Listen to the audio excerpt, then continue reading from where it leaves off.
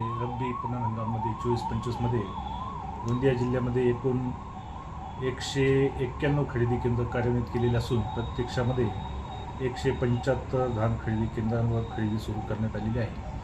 आत्तापर्यंत 41,048 शेतकऱ्यांनी रब्बी हंगामासाठी पोर्टलवर नाव नोंदणी केलेली असून त्यापैकी 8,686 शेतकऱ्यांकडून 4,11,499 क्विंटल धानाची खरेदी करण्यात आलेली आहे.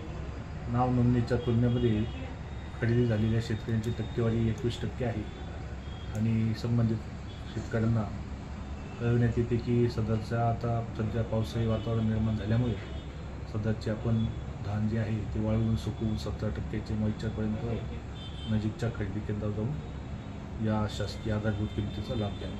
पावसामुळे धान खरेदीवर परिणाम होत आहे का काही? निश्चितच पावसामुळे शेतकऱ्यांना धान त्यांची मळणी करणे वगैरे केंद्रावर आणणे या बाबीमध्ये अडचणी निर्माण होत आहे.